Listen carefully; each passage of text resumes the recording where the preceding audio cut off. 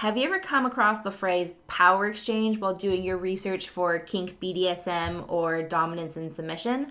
Well, this video is all about what it means, how power exchange affects your kink life, and how you can start incorporating it into your relationship if you want to.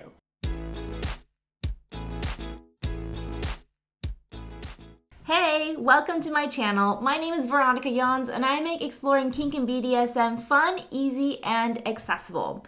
If this is the first time here, I would love for you to give me a subscribe so that you get more videos like this. And if you're all for making kink fun and accessible, click the like button below. So essentially, the phrase power exchange means to transfer authority from one person to another. And there's different schools of thought into how this phrase is used, but most commonly it's called power exchange, but there are times when people call it authority transfer as well. How I see it from my relationship is that I'm the one letting go and allowing my partner, my master, to lead the relationship because I trust him to. Essentially, one person is letting go of his or her need to lead and make decisions and allowing someone else to do that. And if you're wondering if BDSM can be practiced without power exchange, it absolutely can, because at the end of the day, bondage, discipline, dominance, submission, sadism, and masochism, all of this can be practiced without power exchange. However, DS, the dominance and submission side, is inherently laced with this power exchange add-on. Like my favorite example is that I love to get tied up by my friend.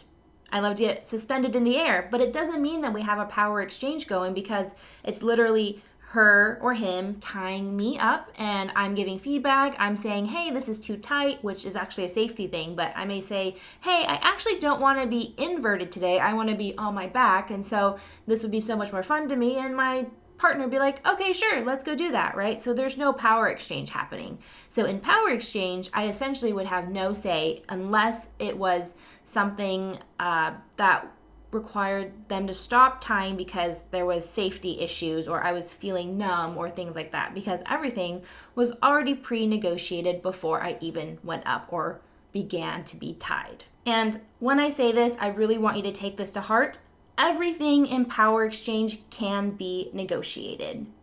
And I say this because just because you're transferring your authority to somebody else, either for a set period of time, like 20 minutes or for 20 years, everything can be negotiated. At the end of the day, you deserve to be happy, you deserve to feel safe, and you deserve to feel like you can trust the person that is leading your relationship. So if something doesn't feel right, talk about it. If red flags are being raised, you really definitely need to talk about it or get out of the situation. And let's be real, it's the 21st century. Like for myself, even though I'm a 24/7 slave to my master, there are things in which I need to make decisions on.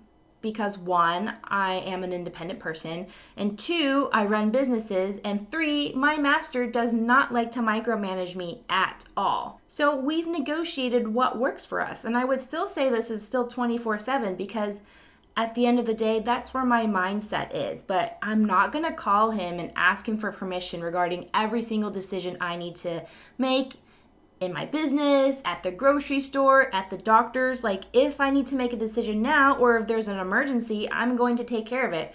I'm going to be a human being and make the best decision for myself and for the people that I'm with.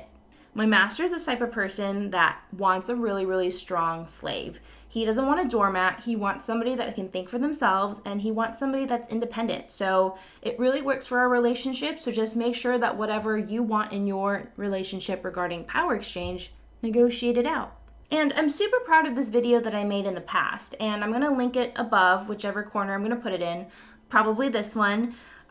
It's all about me talking about the truth of being in a dominant and submissive relationship from my perspective. And so if this is something that would help you and see if dominance and submission is right for you, or to just watch out for any pitfalls, or to see how healthy this relationship can be, click on this video.